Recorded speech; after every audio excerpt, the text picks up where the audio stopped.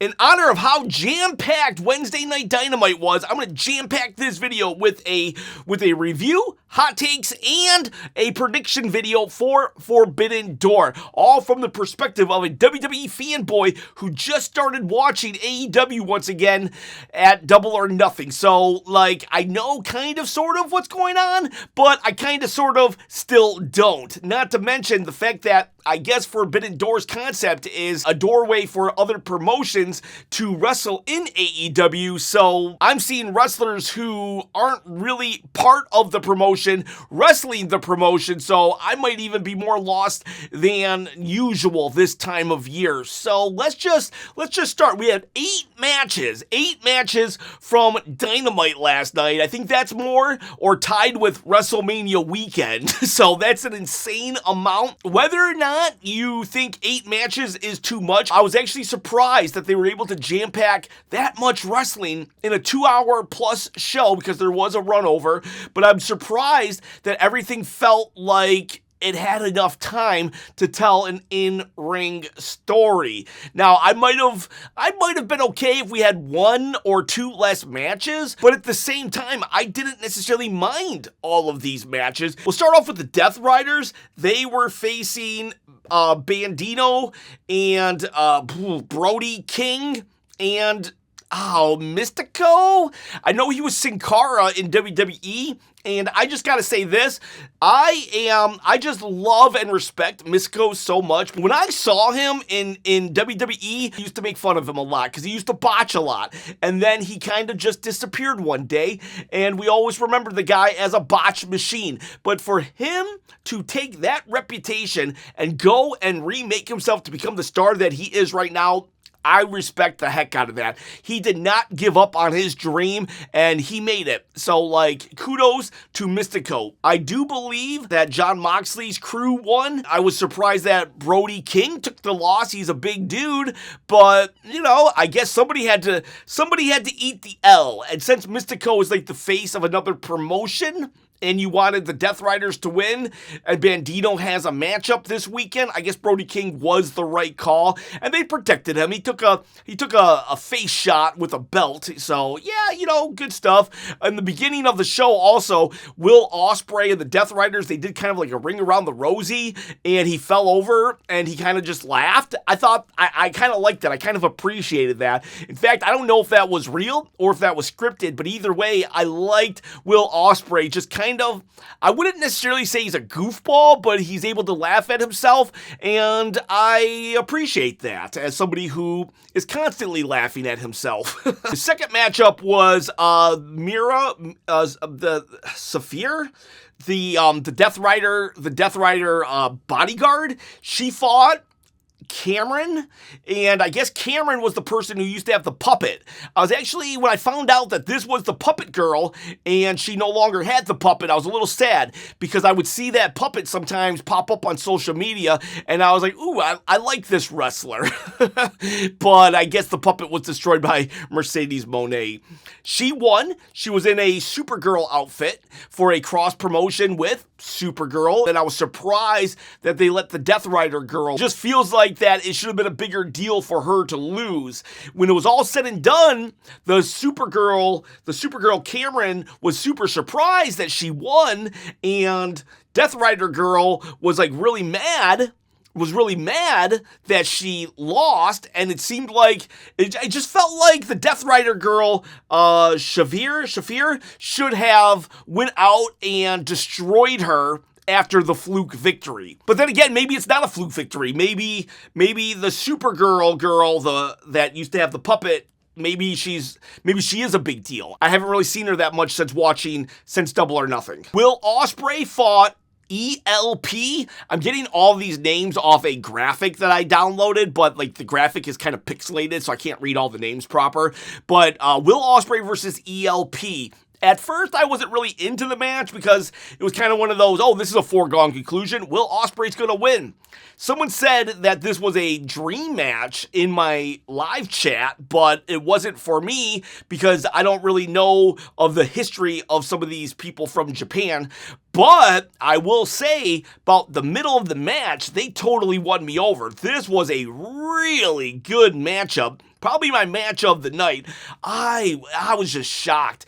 These guys, man, like, I'll tell you, they were just like, they were busting out moves like it was just another day at the office. It was just so good. I don't know what else to say, but I was thoroughly impressed. After Will Ospreay wins, Swerve Strickland comes out, and we go into his match. He fought Daniel Garcia, and I felt like this match should have been quicker. I felt like Swerve should have put down Daniel Garcia, like, it shouldn't have been as long as it was. I don't know how long the match was. Well, let's pretend it was a 13-minute match. It felt like it should have been maybe a 9-minute match or an 8-minute match. And the reason why I say that is because, one, Daniel Garcia is kind of on the lower end of the Death Riders, and Will Ospreay seems like a nice guy, right? It seems like Will Ospreay's a nice guy who's not going to pull out the devastating moves that might end a career. So his matches might go a little longer because he's not going to try to kill you. But Swerve Strickland seems like he doesn't care, and he will try to kill you.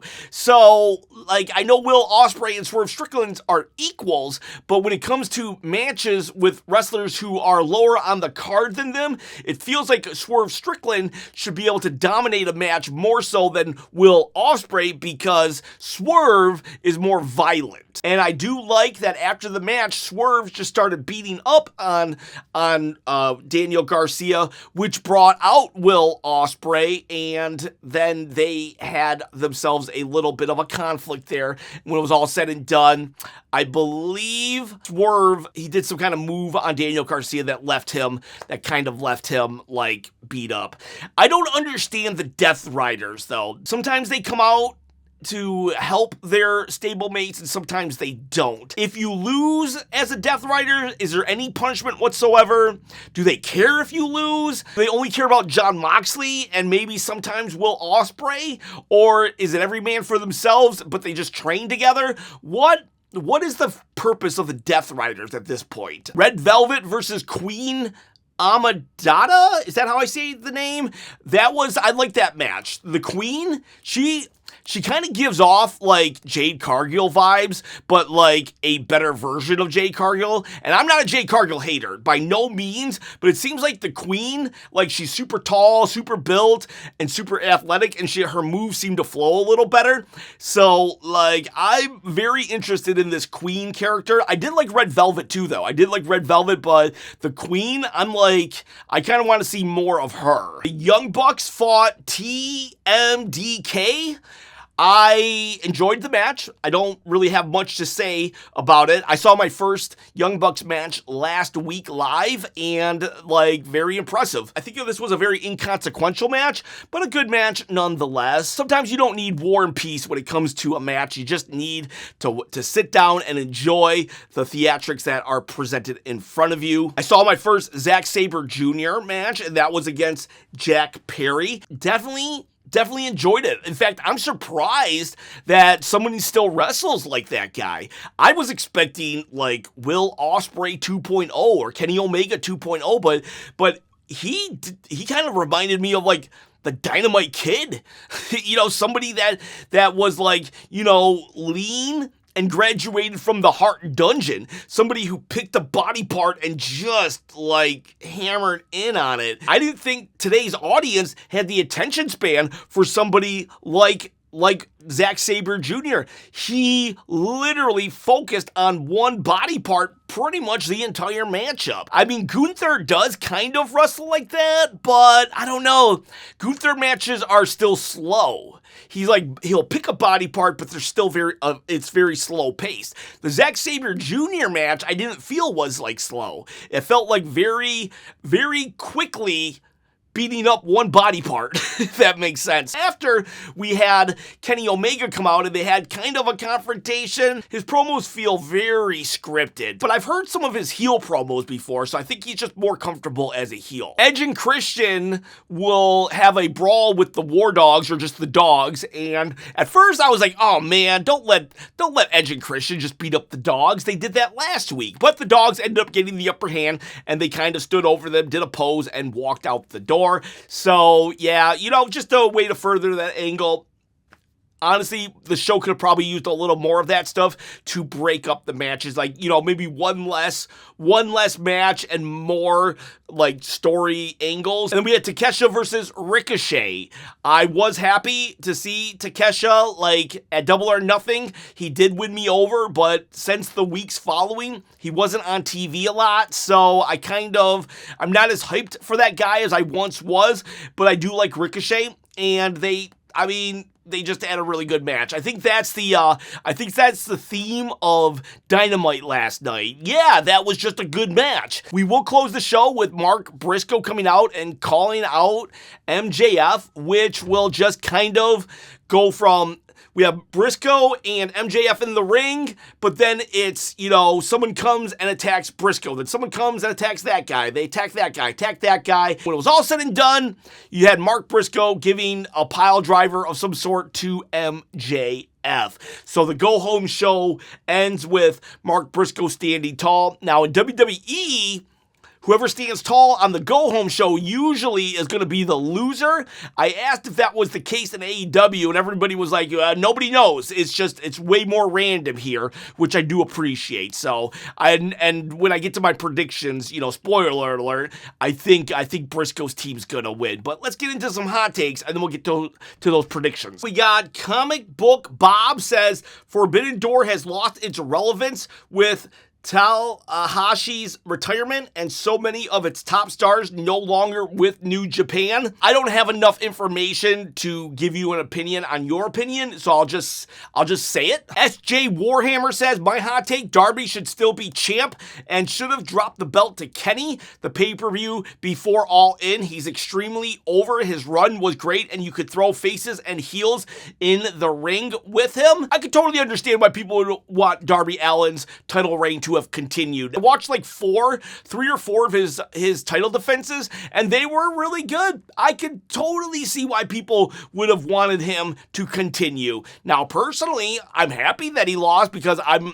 a huge MJF fan, but I could have gone with another month or 2 of Darby champion. Tandoori Jones says Forbidden Door should be moved to later on in the year.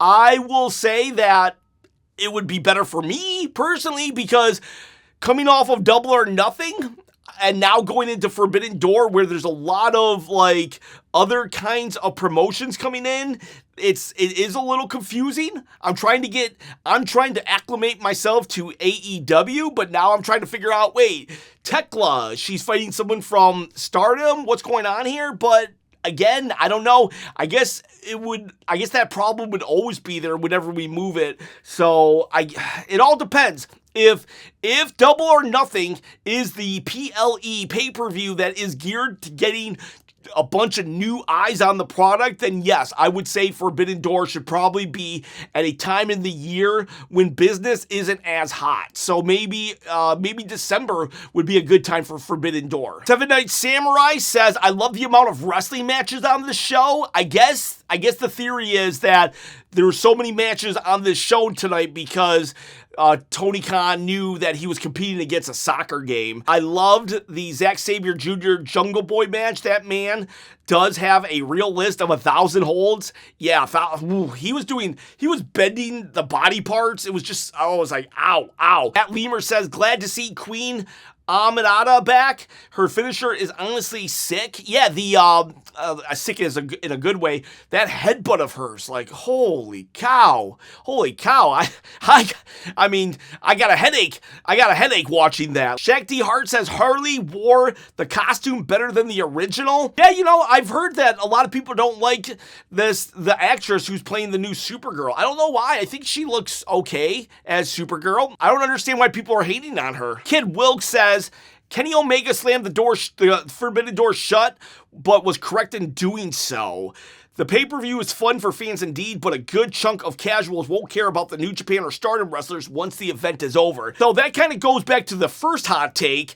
Is Forbidden Door still relevant? So I want your comments below. Let me know, do you think, as an AEW fan, are you still super pumped about Forbidden Doors, or do you think that maybe this pay-per-view has served its purpose and isn't needed as much as it once was? Okay, so let's do a prediction. I have 10 matches right here in front of me. Some of these people, I have no idea who they are, so let's see if I can get 10 for 10. Let's start off with Cage and Cope versus the Dogs. Cage and Cope, I'm going to go with them. I actually am really enjoying the Dogs, but I think that this is just the feud in between, because I guess All In is coming up. Is All In the WrestleMania of AEW, so you're going to want your big champions going into that one. So this is just kind of a placeholder feud, but I think the Dogs have done a good job holding it down before that. So Edge and Christian, Cope and Cage will be your winners here. We got Divine Division versus Thunder Rosa and Olympia. It looks like Divine Division, they're your tag team champions. They got belts. Because they're the champions, I'm just going to go with them. I'm going to go with them as well. Forbidden Door concept is great and all, but usually you don't let your champions lose to another promotion. That's just kind of a universal truth. I could be wrong. We got Jon Moxley versus Bandito. Bandito is the Ring of Honor champion, and Moxley is your Continental champion. I'll go with Moxley because at the end of the day, if Bandito loses, he still has a championship, and no shame in losing to Mox. Pac versus Umino, Pac versus Umino. That's an IWCP Global Heavyweight Champion.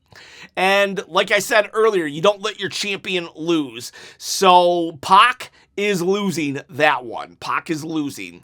We got Mercedes Moné versus Maya World. Now, I am a huge Mercedes Moné fan. But from my understanding, Mercedes Moné was not supposed to be in this tournament.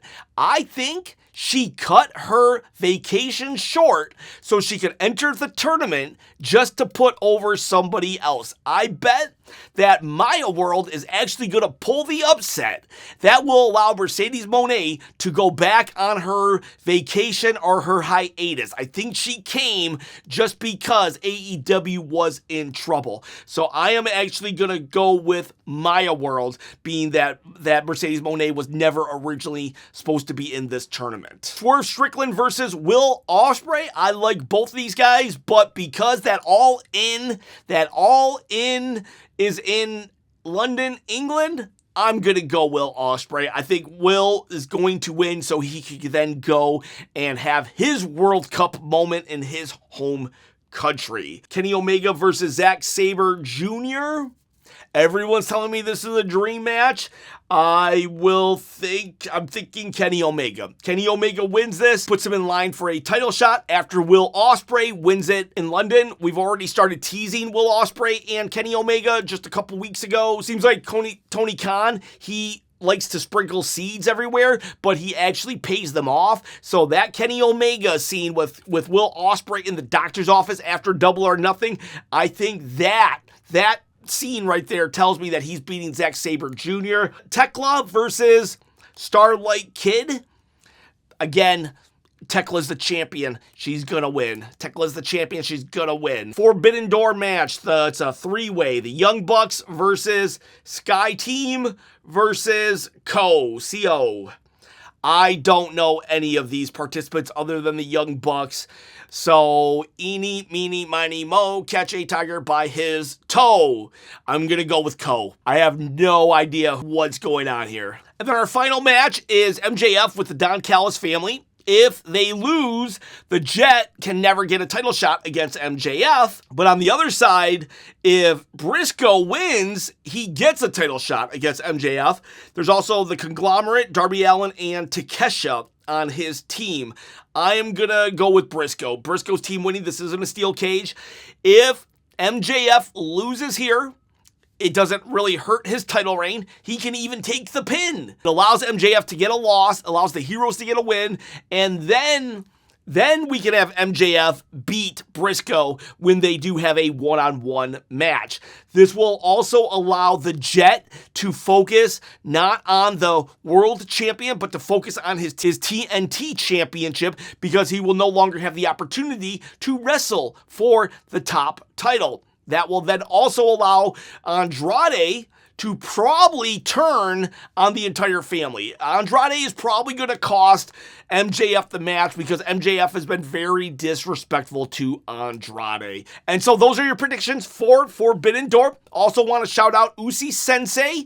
His birthday is actually today, the 25th of June. His favorite wrestler is Jon Moxley. I'm sorry, Usi Sensei, but I did not have time to do a Jon Moxley video. I'm not even sure what I would have done. The closest thing I was thinking of, how can I do a AEW video? The closest thing I was thinking was, what if I did a video on, are they better in WWE or are they better in AEW? Now, I will do Jon Moxley. What do you think? Was he better in AEW or WWE? I think he's actually tied. I think he's one of the few that are tied. He's had great stellar careers in both. And I'm super happy that he is able to basically call his shot. Right now, if his contract was up, I guarantee both Tony Khan and Triple H would throw money at the dude. To say, come to me or stay with me. So Jon Moxley, wherever he goes when his contract is up, you know for a fact that's where his heart lies, and I love that for him. So he's done a great job for himself in AEW. I'm super happy that he did leave WWE when he did, because he allowed a startup promotion with a lot of other people, but he allowed a startup promotion to have the credibility and star power it needed to go from what it was to what it is now. So I feel when it's all said and done, Jon Moxley is going to be a very underrated personality in wrestling history. All right, boys. All right, girls. Have yourselves a good day, and happy birthday, Usi Sensei.